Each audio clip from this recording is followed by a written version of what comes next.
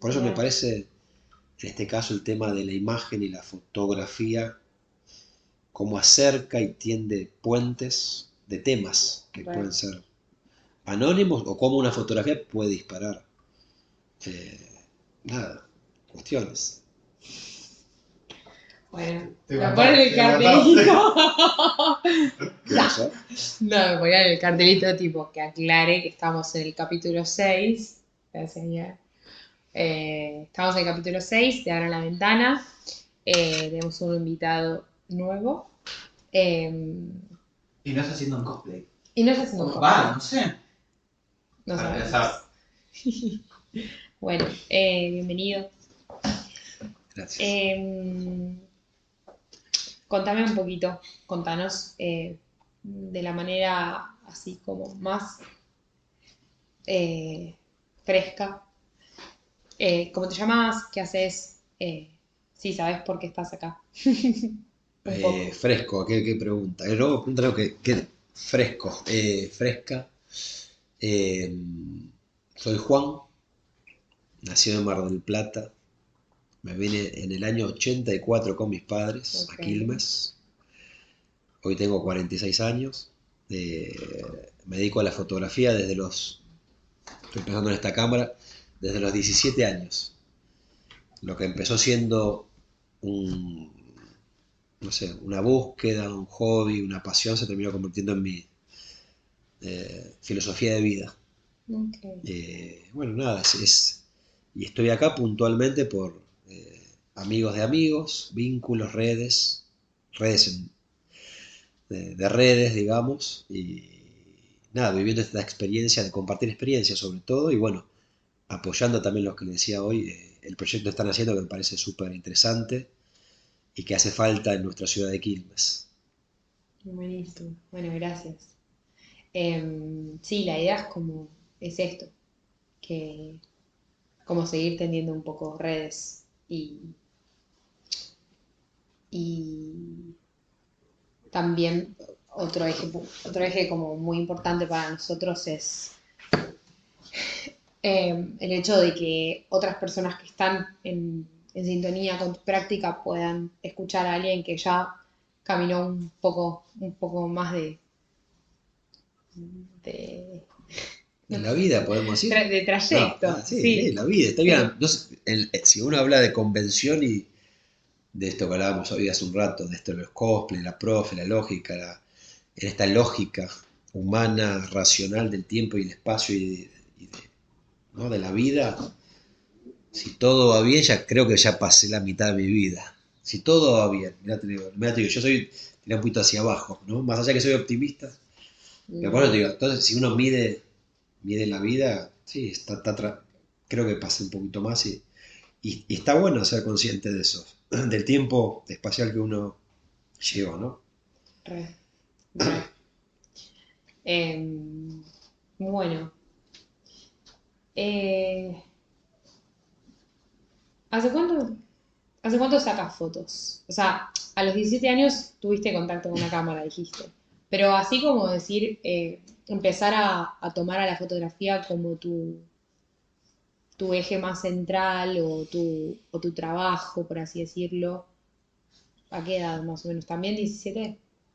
Fue un amor posta, fue Ok, amor a primera vista, así ok, fue en serio, fue algo eh, indescriptible. Después, hoy, 30 años después casi, puedo decir por qué, pero al principio fue un enamoramiento increíble y, por decirte, voy a hacer una línea de tiempo, ¿no? En 2 años ya estaba trabajando con la fotografía, después no paré más, digo, trabajando, pero de ahí también voy a disociar la parte expresiva, ¿no? ok, No solamente trabajando, sino expresándome. Fui muy consciente que como que la fotografía tenía dos caminos, el laboral por un lado y el expresivo por el otro. Entonces supe siempre manejar esas dos variables, que es las que mantengo hoy. ok, Sé lo que es trabajo, sé lo que es expresivo y trato de nutrirlas todo el tiempo. Pero desde los 17 años pasó eso. ok. Y en esto que decís de lo expresivo y el trabajo, ¿no? Como que vos lo tomás como dos vertientes separadas. Eh, ¿por qué lo tomás como dos vertientes separadas? ¿No crees que dentro de lo laboral puede haber un poco de expresividad? Sí, sí, pero de alguna manera uno tiene que remitir a ciertas convenciones que tienen que ver con la estandarización y la normativa que propone el sistema. El sistema en el que estamos siempre tiene una maquinaria detrás que es normativo, entonces en esa normalización uno tiene que manejar, digamos, no te puedes ir ni muy para un lado ni muy, o sea, porque si no de alguna manera estarías trabajando sobre, por ejemplo, una boda, ¿no? Vamos a lo Sí, concreto, sí. yo voy a sacar fotografía de bodas y no le puedo entregar fotografías de bodas desenfocadas, sobreexpuestas, en movimiento, con angular donde deformo a las personas. O sea, puedo hacer alguna foto de esas, pero no sería la mayoría. O sea, el hilo conductor del trabajo radica más en esas cuestiones normativas que digo, ¿cierto? Donde la foto tiene que estar en foco, la gente se tiene que ver, más allá de que se vea alegre o más seria, ¿no? Ahí entraría ya tipo de captura que uno hace, pero uno trata de que el registro, mira lo que digo, la palabra registro, sea más un registro expresivo eh, espontáneo, pero que uno maneja límites. Entonces, porque uno los conoce, porque hay un sistema que dice más o menos en el fotoperiodismo de bodas, en la fotografía de bodas, cuáles son las cuestiones normativas. Si uno se sale de eso, ya al cliente estaría. Porque el cliente lo único que quiere de alguna manera es tener un buen registro de un hecho histórico. Entonces, ahí estoy hablando de algo muy puntual y muy delicado, ¿eh? Que es la Ujú. boda, ¿no? Algo en nuestra sociedad cristiana y demás.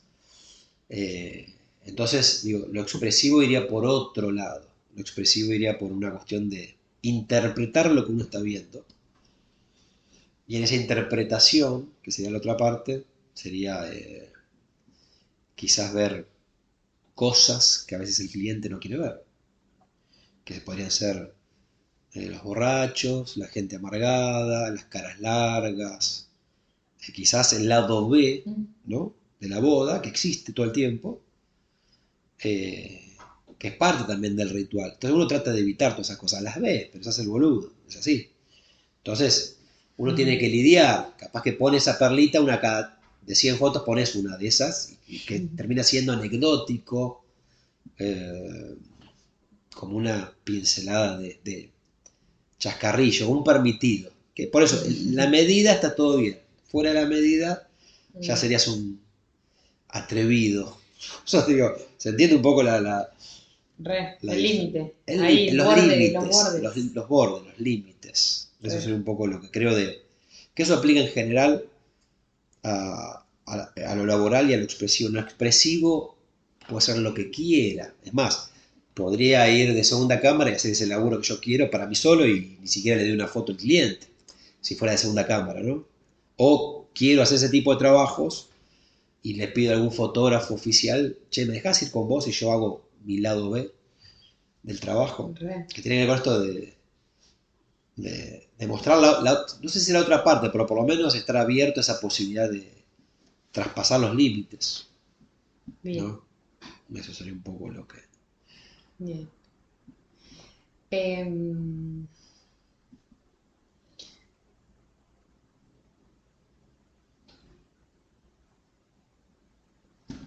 la fotografía, desde que vos arrancaste, ¿sigue siendo lo mismo? O sea, significando lo mismo para vos hoy en día, después de, Sí, casi ay, 30, ayúdenme, 29 No, años. 30, 29, sí, pues sí, 29 29 años. años. él lo sabe, él lo sabe. Sí, sí, sí. Sí, sí, sí. Sí. Hoy, bueno, hoy hablaba antes, hace un ratito. eh, la fotografía es una forma de vida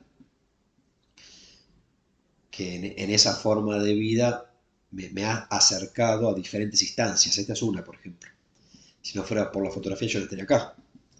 Como te decía hace un rato, una boda. Yo no tenían ciertas bodas, Ujú. ciertas instancias de la boda. Yo dentro de la boda, capaz que la novia está cambiando, está en tetas, bombacha, y yo le estoy sacando fotos. Llegó a ese grado de intimidad con la gente. Ujú. Eh, a lugares que me ha dado el fotoperiodismo, porque yo empecé con talleres barriales en la Municipalidad de Quilmes, y 4 años después yo estaba trabajando en el diario local acá de Quilmes, como fotoperiodista, en escenarios que jamás habría pensado si no fueran por la fotografía. Eso a nivel que tiene que ver con lo laboral, pero también lo expresivo.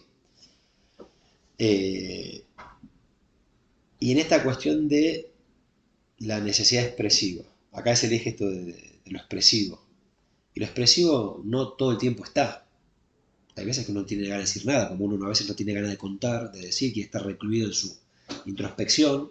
En lo fotográfico pasa lo mismo, a veces uno no tiene ganas de sacar fotos. Pero como decíamos hoy, andar en bicicleta, uno aprende a andar en bicicleta y bueno, la bicicleta está ahí. Si el día se da, porque el día acompaña y está soleado, salgo a respirar y a disfrutar el día. En foto un poco pasa lo mismo, entonces nace esa inspiración a veces de la conexión con los temas. Y digo, bueno, hoy capaz que tengo ganas de expresarme o llevo la cámara y digo, a ver qué pasa. Y de repente me encuentro en una situación sacando fotos. Pero uno tiene que ser consciente de que la posibilidad está todo el tiempo. Pero te tiene que encontrar con la cámara, ¿no? Yo te hago la Re. cámara. Entonces, la cámara es nuestra herramienta, pero uno tiene que estar preparado un poquitito. Entonces, la cámara yo la llevo casi siempre. La mayoría de las veces hago registro. Soy consciente que estoy haciendo registro. Y el registro como memoria del recuerdo. Bien. ¿Por qué? Sé separar también cuando es registro de memoria y recuerdo, a cuando es 100% expresivo. Es una cuestión interior la que uno siente. Me pasa mucho que llevo la cámara como registro, hago buenas fotos, son espontáneas, y che, qué buena foto, dice, ay, che, te pueden, che, qué buena foto, pero yo sé que eso es un registro, que puede comunicar, que puede dar algún tipo de emoción, pero yo sé que no es una foto 100% expresiva desde Ok. mi necesidad. Entonces, cuando digo esto de el registro, me refiero a que esa foto, cuando la mire en 10 años, es el disparador o el trampolín para yo recordar, ¿no? Volver a pasar por el corazón, diría don Galeano, ¿no? En la etimología, de, de lo que se sentía en ese momento. Porque la memoria, son cosas que creo sobre cuestiones, no sé si neuronales, Ujú. que la imagen en general, eh, desde el acto fotográfico o desde las fotos que uno ha hecho, cuando uno las vuelve a ver, automáticamente se va a ese tiempo histórico, emocional, mira lo que te estoy diciendo, ese tiempo. Re. Entonces, yo las fotos las hago, yo ahora capaz que hago una foto acá, no sé si será un fotón, pero es una foto que me estaría representando muy bien lo que está pasando.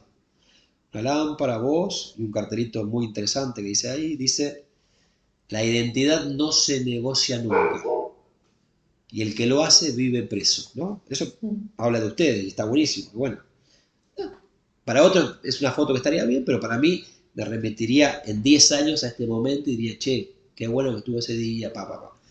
Entonces, para mí la foto registro, en estos casos digo, me invita a no olvidar, ¿no? A la memoria. Ujú. Entonces me parece que es una herramienta, la cámara de foto me parece como eh, hecho eh, eh, tecnológico de cuando nació, ¿no? De origen, sería Ujú. la palabra, eh, indescriptible. Todo. Bueno, ¿qué era lo que habíamos hablado? Tuvimos que cortar Tantas por un cosas, error. pero no, me habías preguntado, Te había preguntado. que extendí Sí. obviamente, porque yo soy bastante extendedor, y más de la diferencia entre expresión, ¿no? Lo Y expresivo y lo laboral. lo expresivo y laboral. Pero bueno, creo Ok. que ahí después le cortenlo, me parece que ya estaba, me parece, ¿no? Sí, sí, sí. Eh, Te queda un buen primer plano, te queda adelante. Se va a entender. Poético. Bueno, filosófico.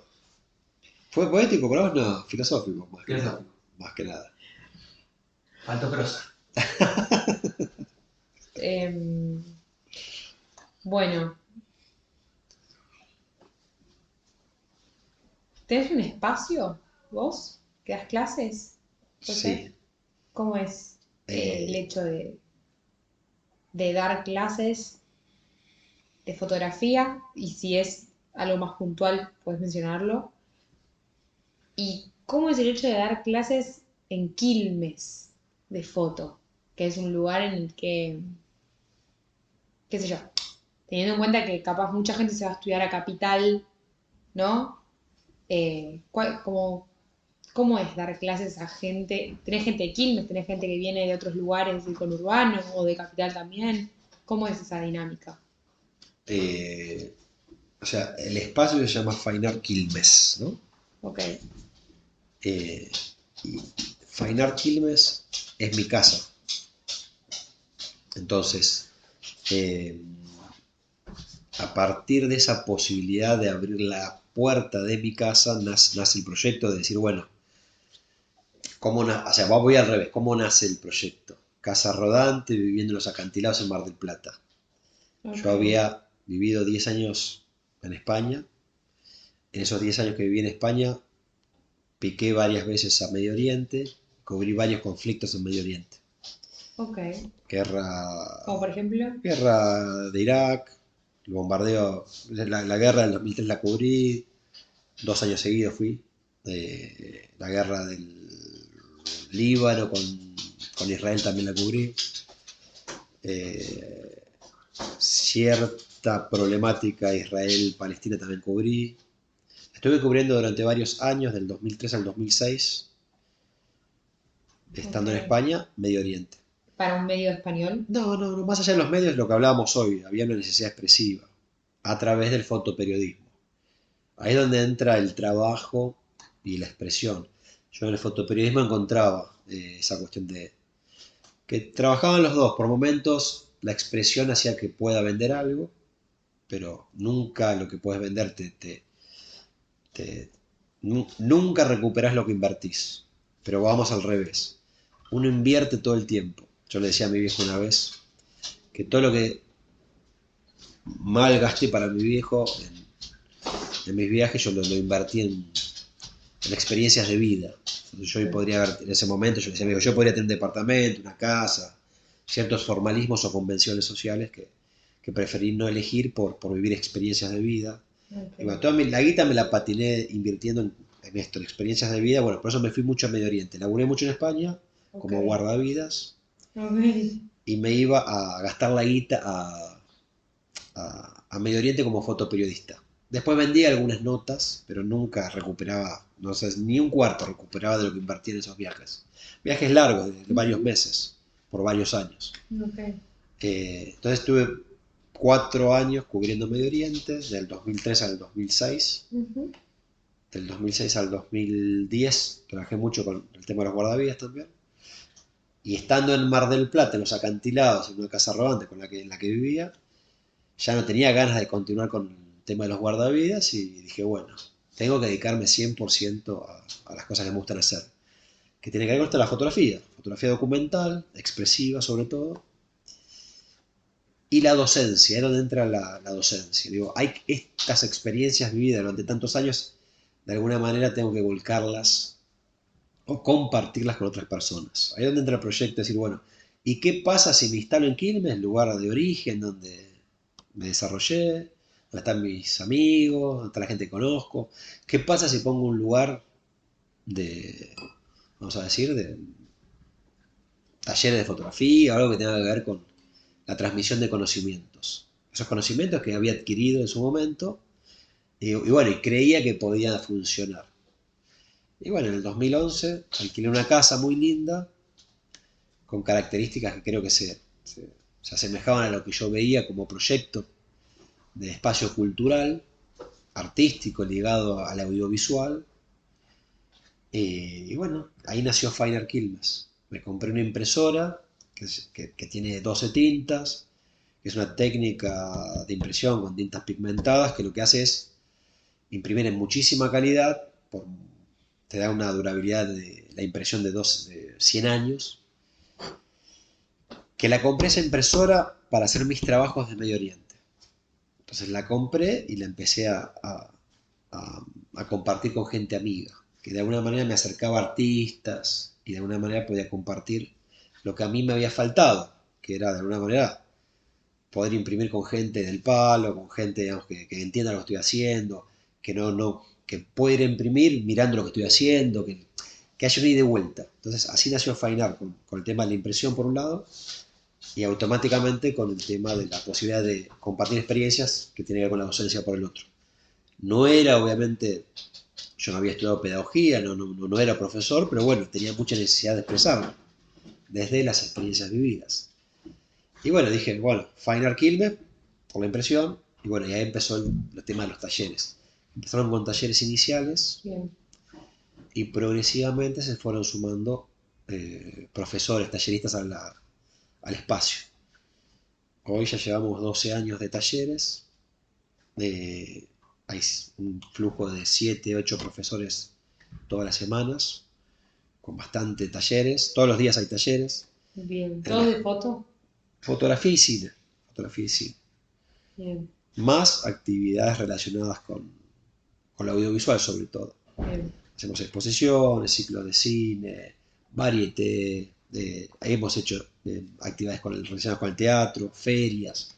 O sea, pero no deja de ser una casa que está integrada a actividades culturales, pero el eje puntualmente es lo audiovisual. Bien.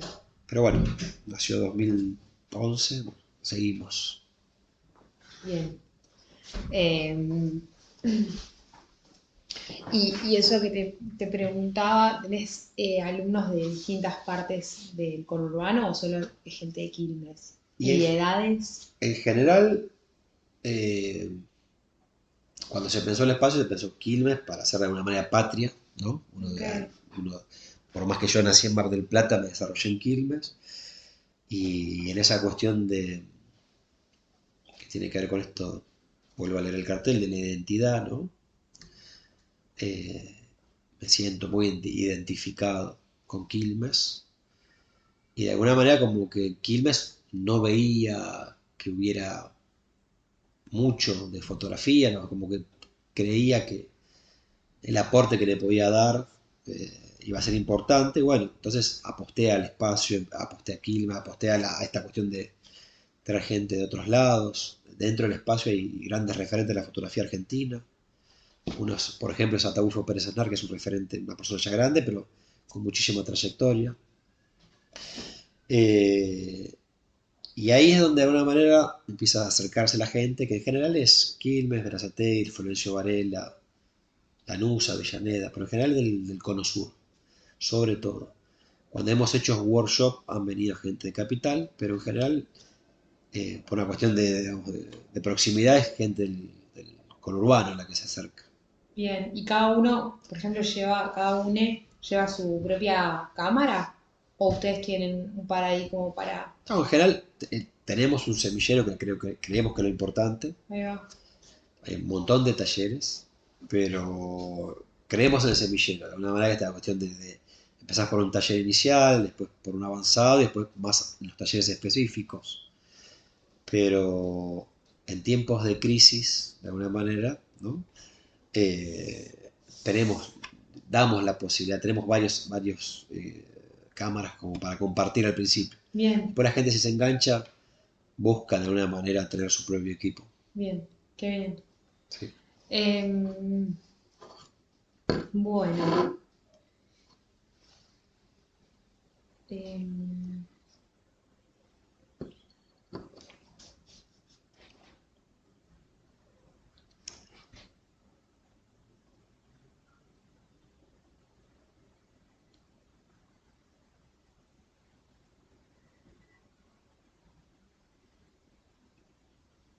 mm, Perdón, No pasa nada, pasa nada. estoy pensando en lo que quiero preguntarte. Em,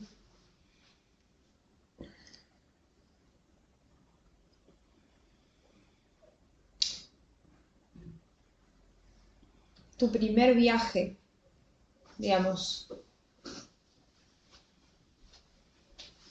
en donde empezaste a también a tener como esa cosa con la fotografía, de decir tipo, che, yo quiero moverme y quiero ir y retratar, registrar este evento, esta situación, esto que tal vez no tan expresivo, ¿no? Pero bueno, con el fotoperiodismo ponele. ¿Fue a España? ¿O a dónde fuiste? Que decís, bueno, mi primer viaje y donde llevé mi cámara y donde... ¿Qué pasó ahí? O sea, ¿dónde fue? ¿Qué hiciste? A ver, el tema de la necesidad de viajar por un lado, en principio nace me iba a hacer, yo me estaba formando, Escuela Municipal de Avellaneda, estaba haciendo un curso de laboratorio analógico, Ok, en lo que es la Plaza Alsina, estaba ahí la escuela de fotografía sí. municipal, y yo iba los sábados a hacer de revelado y blanco y negro, un taller de analógico. Y en el pasillo, antes de entrar al laboratorio, vi una muestra sobre la India. Ok. Tenía 19 años. Y vi una muestra de la India, imagínense los rostros de la India, que hoy con las redes uno puede enseguida visualizar esos rostros. El arquetipo de estas personas que estoy hablando, ¿no? El tipo de tez, la ropa, bueno, pues, había muchos retratos en esa muestra, pero era muestra en color y todos los retratos y todas las fotografías de esa muestra estaba atravesada por la luz dorada del atardecer de India, que es una luz muy especial. Cuando vi esas fotos a mí quedé impactado por los rostros, por sobre todo. Pero esos rostros yo sé que hoy estaban atravesados por esa luz que lo hacía más romántico todo, ¿no? Más atractivo de alguna manera. Sin saber demasiado de fotografía, hoy puedo describir por qué. Pero bueno, me quedé como, vamos a decir, sí, enamorado de la cultura hindú en ese momento, por una muestra de fotos. Entonces dije, en algún momento voy a viajar y me encantaría ir a la India. Eso fue el primer contacto con el viaje y con esta cuestión de posibilidad de conocer otras culturas. 2 años después estaba trabajando acá en el diario de Quilmes, El Sol, que empecé con esta cuestión del fotoperiodismo, a involucrarme con las diferentes situaciones. Y en el transcurso de ese tiempo, se viene el año 2001 y caen las Torres Gemelas. Y cuando caen las Torres Gemelas, la coyuntura era Medio Oriente. Yo mi idea iniciática era la India. Esto sucede, las Torres Gemelas automáticamente la estigmatización contra Medio Oriente cae en Al Qaeda, en Afganistán, y todos los medios obviamente estigmatizando la cultura afgana, que de alguna manera tenía relación por cercanía, ¿no? Obviamente Afganistán y la India están pegados. Entonces me llamaba poderosamente la atención esa región. Entonces dije, bueno, me gustaría ir a Afganistán a ver qué pasa. Pero intenté de ir, no llegué con los recursos, y bueno, empecé a ahorrar dinero. Renuncio al diario El Sol y no llego ahí, pero llego a Irak, que Irak es el segundo conflicto de que Estados Unidos, en esta cuestión del terrorismo, de guerra contra el terrorismo, sigue promoviendo Estados Unidos y bueno, termina invadiendo y atacando Irak. Ahí sí llego y bueno, y me encuentro en la invasión de Irak en el 2003, sacando fotos y obviamente viviendo todo lo que sucede. Pero bueno, todo esto del viaje tiene que ver con la fotografía, con una exposición en, en Avellaneda, de la India, después las Torres Gemelas, después Bagdad, todo de alguna manera la parte visual que tiene que ver con el poder de la imagen, ¿no? Okay. Eso es lo que de alguna manera me motiva y me sensibiliza, que tiene que ver con la imagen, que la imagen no es ni más ni menos que lo que hablábamos antes, quizás parte de la memoria, pero parte de esa posibilidad que si no fuera por la cámara fotográfica como desarrollo científico, Sí, no, no me sí, hubiera no tiene. sucedido quizás, ¿no? Re. Por eso digo el tema del invento me parece algo eh, indescriptible, algo que bueno, por lo menos me afectó mucho. Re. Em,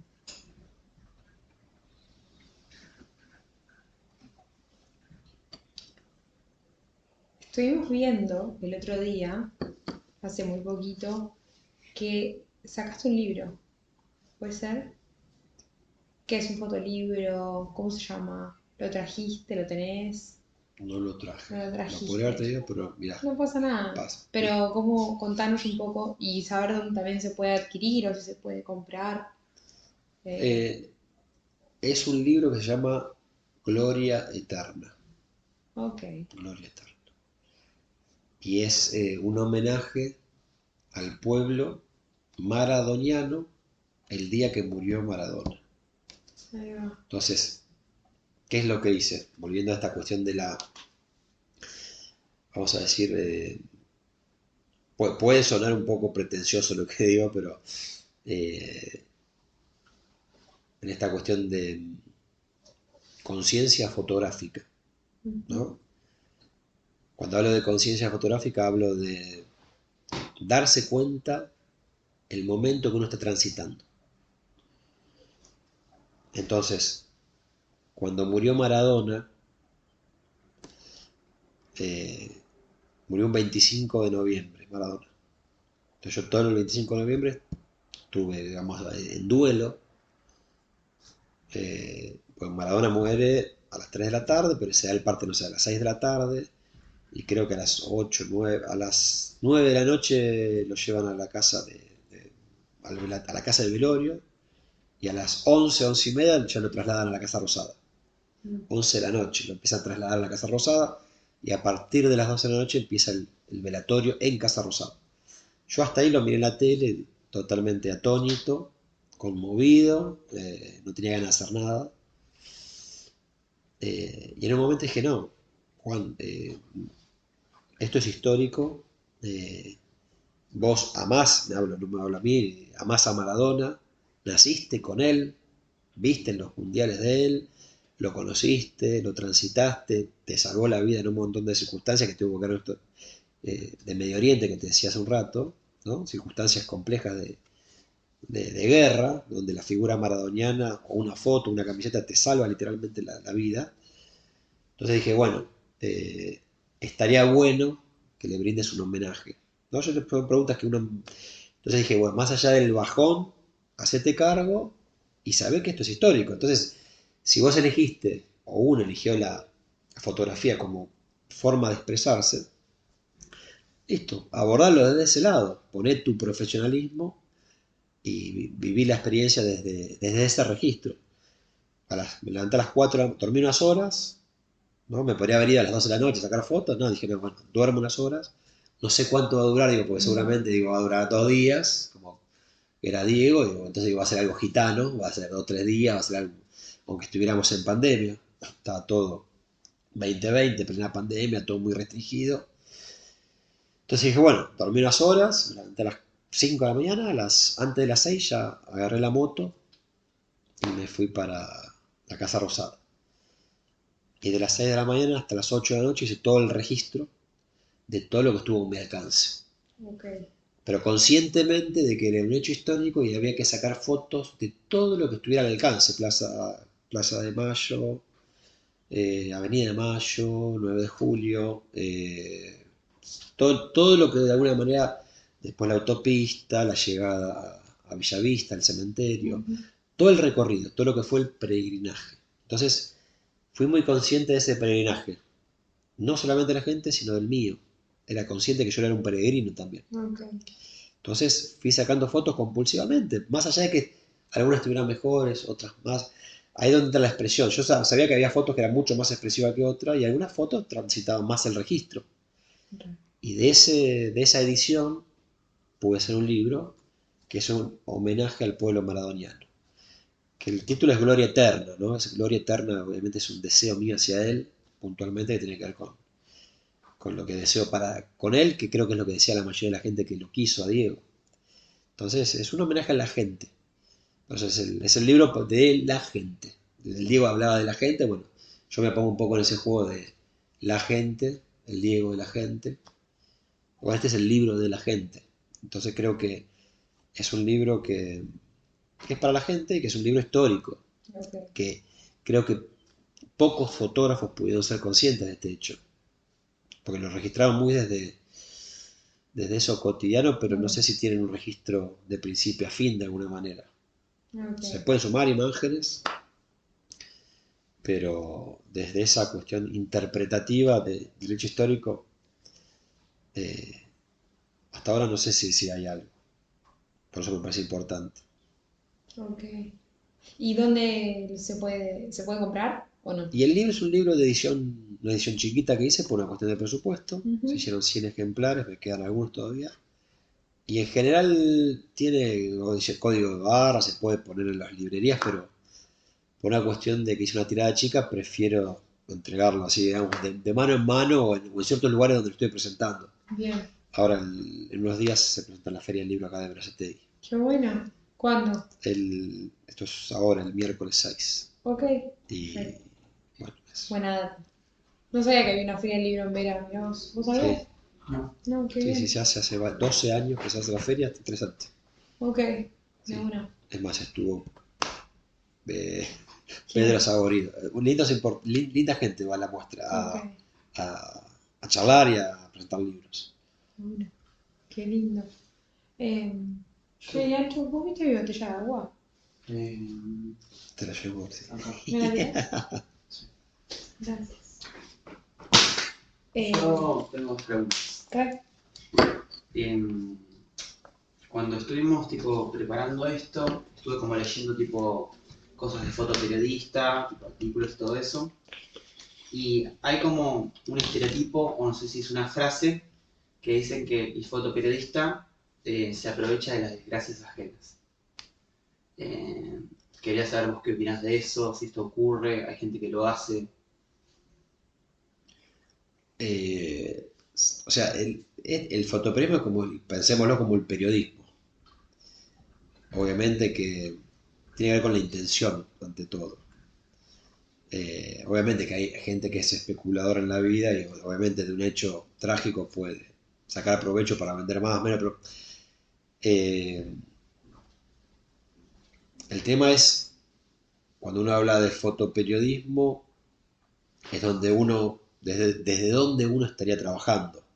Si uno trabaja para un medio, uno está vamos a decir, bajo el manto de esa empresa, ¿no? Y esa empresa exige. Entonces, de alguna manera, uno lo mandan a cubrir lo que sea y el fotógrafo o el periodista tiene que traer la noticia.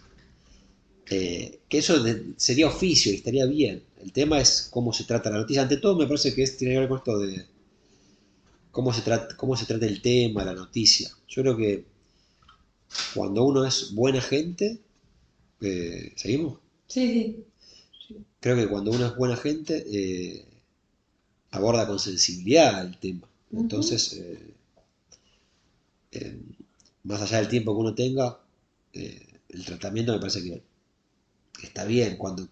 El tema es cuando uno quiere del tema sacar más rédito de lo que pueda. O sea, por eso digo, creo que para ser buen fotoperiodista o periodista, ante todo creo que tendría que ser una ley universal como manifiesto, ser buena persona. Y la pregunta entra, obviamente es muy subjetivo lo que estoy diciendo en este momento, pero tendría que haber una ética, que hay una ética fotoperiodística, hay un, un manifiesto, ¿no? No Ujú. sé si lo conocen, el de Tomás Eloy Martínez, un escritor argentino, No. que habla de un decálogo, ¿no? De los 10 Ujú. mandamientos, que es extremadamente interesante, como que habla de esto, ¿no? Ante todo de buena persona. Entonces ahí no habría problema con el tema de esto de preocuparse cómo uno aborda los temas. Pero Ok. bueno, es complejo el tema y a la vez interesante, ¿no? Re. ¿Tenías otra pregunta? Sí. ¿Y qué es para vos, según vos, según tu perspectiva, qué es tipo, qué es lo que importa hoy en el fotoperiodismo de hoy? Y según vos, ¿qué es lo que tendría que importar? Medio como O que sea, hablaste, lo que pasa hoy y lo que debería, sí, decís. medio que un poco lo tocaste hablando desde la perspectiva de ser humano, ¿se entiende? Como ponerse en el lugar. Sí, hoy, o sea, son temas, lo que estás diciendo son temas centrales que tienen que ver hoy con diálogos que se dan constantemente en la profesión, que están muy ligados de alguna manera con el tiempo vertiginoso que vivimos, que tiene que ver con la precarización, por un lado. puntualmente. Pero ahí es donde uno tiene que empezar a ser consciente de esto, más que nada la gente que está iniciando. Si quiere entrar en la tónica de la zanahoria, ir tras la zanahoria, volvemos al sistema capitalista, que es vertiginoso. Si uno quiere entrar o no. Si quieres entrar, tienes que entrar en la tónica de los medios, que hoy los medios no dejan de ser empresas y te obligan a hacer un tratamiento muy superficial de los temas. Ahora, si uno entiende este juego, bueno, puedes trabajar desde afuera como fotógrafo independiente, fotógrafo freelance y trabajar con más profundidad los temas. Sería como una segunda opción. Eso me parece que es quizás lo más honesto, pero bueno, ahí empieza para quién trabaja uno también. Entonces lo mío es muy romántico. Yo solamente trabajé bajo dependencia 3 años, que fueron mi lugar de formación, donde tuve que hacer de todo, aprendí todo esto y después de alguna manera ya decidí cómo trabajar, que fue más de forma independiente eligiendo los lugares donde trabajar. Eso fue un poco la posibilidad. Por eso me parece que es importante comprender ciertos conceptos que en general no sé si se los enseñan en las universidades y demás. ¿Cómo cuáles? Y por ejemplo que los medios son empresas, los medios de comunicación son empresas. ¿Quiénes son los dueños de esas empresas?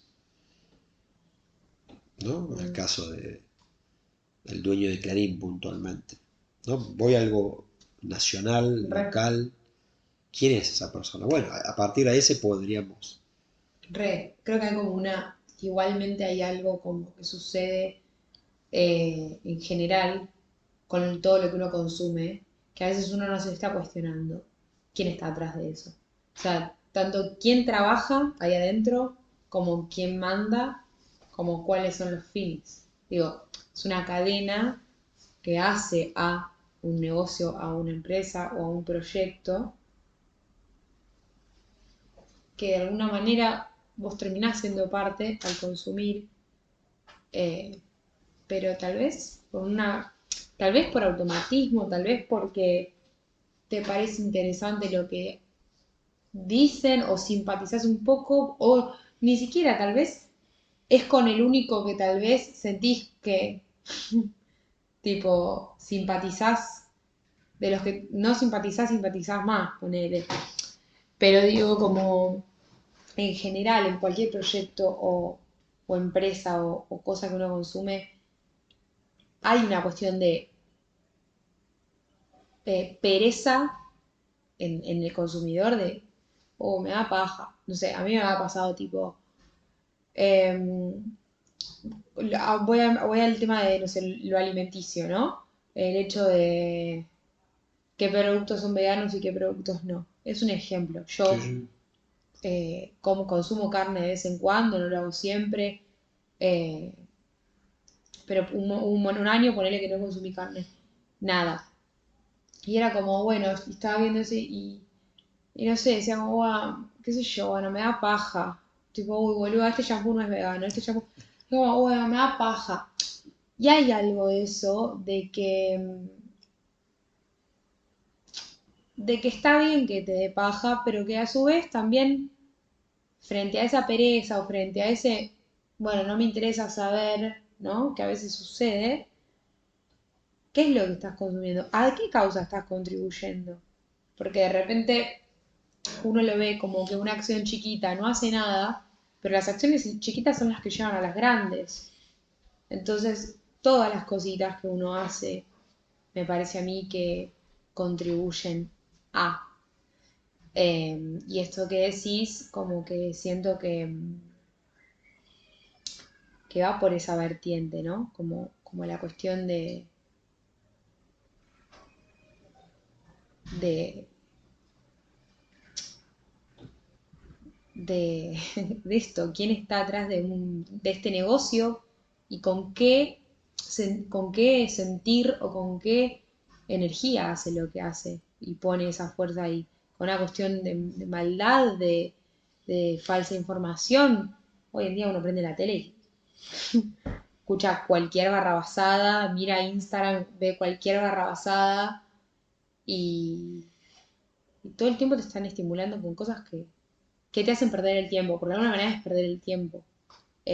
No digo que no digo esto de todos los medios, aclaro, digo que muchos medios de comunicación están ahí para distraer a la persona que no sabe bien qué consumir, ¿viste? Cuando uno está perdido, cuando uno le da lo mismo, o cuando a veces no puedes elegir también, digamos, un ejemplo, pero digo, eh, tal vez no para esto de los medios, ¿no? Pero para una marca alimenticia, a veces vas al supermercado o al chino y no puedes elegir comprarte los pedidos más caros, porque tal vez no te da para meter pedidos más caros y que tienen menos, no sé, menos conservantes, menos glifosato. No podés, debes comprar ese y a eso voy, digo. ¿Qué impacto estás generando con lo que haces? Pero es una práctica, y esto lo dijiste antes hoy, como hay algo de la práctica en el ejercitar el cuestionamiento y el repensar lo que uno está haciendo con sus acciones diarias, en lo que hace en general. Sí, sería, creo, la palabra sería la actitud crítica, que es nada más que ni nada menos, que es lo que te decía hace un rato, no sé si nos enseñan realmente a reflexionar y a tener una actitud crítica en las universidades puntualmente, aunque sea, estamos hablando de periodismo, ¿no? Acá fotoperiodismo, periodismo, de ahí venía la charla, y yo decía esto de quién es el dueño de tal lugar, ¿no? Si uno es consciente cuando va a trabajar a esos lugares, Mm, ¿para quién va a trabajar? ¿No? re. Entonces, volviendo eh, en esa necesidad de trabajar y desarrollarse en algo que uno elige, pero que de repente se encuentra en una encrucijada que está trabajando para el enemigo a veces, y por una cuestión de necesidad, y que tiene que pagar, y que tiene que Ujú. pagar su vida con el alquiler, la comida, o una familia, y se encuentra sometido a un modo de vida que creía que iba a ser una forma, por ese romanticismo que nos educaron en la universidad, pero de repente la universidad tampoco te dijo que hay dueños detrás de esos medios que terminan sometiendo a una forma. Y eso es lo que digo, esto de cuando uno descubre este juego, no lo enseñan. Si lo enseñaran, yo creo que seríamos mucho más reflexivos, mucho más autocríticos y de repente, o podríamos por lo menos elegir si trabajamos o no, o por lo menos habría posibilidades alternativas que hoy se están dando hace unos años, como son esos medios colectivos, cooperativas, que Claro. quizás no tienen la economía asegurada, pero es mucho más digno desde la responsabilidad periodística, porque es una responsabilidad informar. Entonces, si uno no toma conciencia de esa responsabilidad de informar, creo que acá es la cuestión central, ¿no? Responsabilidad de informar. Entonces, no es la responsabilidad de... O sea, es eso puntualmente para mí. Entonces, ahí es donde uno va a poner todo en la balanza, que es la responsabilidad de informar porque tiene que ver con esto de la verdad. Y la verdad ya sabemos que es subjetiva, Mm. pero ahí entra este juego de ser buena gente, y cuando uno habla de ser buena gente estamos hablando de valores que el neoliberalismo salvaje de alguna manera olvida, o quizás nunca tuvo en mente, ¿no? Que es la solidaridad, lo comunitario, Mm. aspectos que de alguna manera deberían ser centrales en la vida, pero todo el tiempo están en tensión y tratan de disolverlos todo el tiempo, porque de alguna manera el ser humano tiende a unirse, somos seres sociales, tendemos, digamos, podría ser mucho más comprensible todo, pero hay formas y hay sistemas que tratan a romper esta posibilidad. Re. Entonces, O peor, que es como de unir a partir de desunir ciertos sectores o ciertos sí, grupos. la ruptura, generar siempre la grieta o toda esta cuestión de... Eh, o que solamente sea de una forma, ¿no? Este es el Ujú. camino y si no estás dentro Re. de este camino, sos lo otro, ¿no? Por eso me parece que el periodismo y el fotoperiodismo transitan esa cuestión de dualidad que se está dando en estos tiempos, donde la información está muy tergiversada, donde aparecen las noticias falsas todo el tiempo, donde hoy se utiliza, hoy el periodismo es sinónimo de, hay como un vacío, no es que ponemos un canal y decimos, bueno, sabemos que están transitando con una búsqueda de la verdad, con una intención verdadera del saber y decir, bueno, que haya una reflexión, o que haya por lo menos una actitud crítica y reflexiva ante los hechos. Es todo totalmente determinante siempre y bueno, va por un lado, para el otro, y o estás de un lado o estás del otro. No hay término medio en general. Porque está respondiendo siempre a un interés. Entonces, para mí el buen fotoperiodismo o el periodismo, hay muy poco del bueno, digamos, o de esa conciencia de la reflexión y la autocrítica. Es ese periodismo que quizás puede ser hoy utópico, se daba hace unos años, hoy creo que se está perdiendo. Y bueno, tiene que ver con esto quizás no sé si del exitismo, la fama, no lo sé, pero los medios hoy uno prende la tele hoy o los medios en general y yo creo que para gente bastante conservadora los medios en general. Yo creo que la juventud va por otro canal, creo. Re. Bueno, creo que estamos, Ujú. ¿no? Quiero agradecerte por haber venido, por haberte copado con la propuesta. Si vos querés comentar algo más, o nosotros después igual vamos a robarte para que la gente que tenga ganas de aprender fotografía o sobre cine pueda conocer el espacio. Pero si vos querés como compartir algo más o alguna, no sé, algunas palabras que quieres decir o no, tenés el tiempo ahora. Eh, Eso. Bueno, viene mi cara. Voy a pensar en...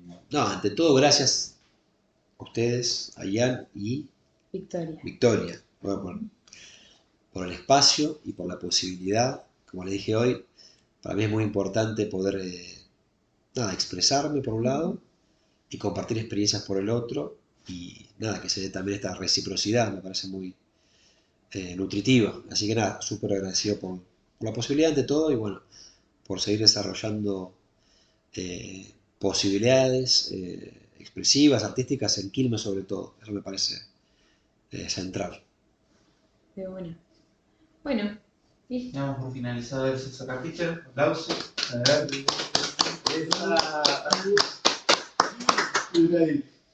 Bueno, terminamos. Terminamos. Me gustó que estaban las obras de la picada. Eso fue Claro. como lo que quedó después de la chanchada. Tipo. Pero está bien, siempre es así o no. Sí. Sí. O sea, No. igual no, es la primera vez que metemos comida de Es la primera vez noche. que metemos comida. O sea, Pero está bien. Pero ya la otra vez no había algo acá. chipá y mate, Chipá y mate. fruta. Pero está bien. Sí. ¿Qué pasa? Siempre Nada, se va resignificando. Vos no chupaste, no te tomaste la copa, yo estaba tipo... Amigo, yo Está cansada, re cansada, se estaba muerta. estaba así, estaba. Si llega a tomar media copa más, No, yo te levantaste tomo la temprano. cama, no, ni me digas. ¿A qué hora? ¿Hoy? Sí, 7. No, hoy 8:15. Bueno, pero temprano, 8:30. sí, se Y cortó. mañana a las 6 me levanto. No, pues, sí. Bueno, No, llega un momento. Chao, no. ahora, bueno, yo ya pago todo. Che, rarísimo la memoria de tu cosa. Viste que en un momento me fui porque se llenó de vuelta. O sea, joda conmigo se dieron cuenta, mucha joda no, es más reflexivo el asunto. No. A mí,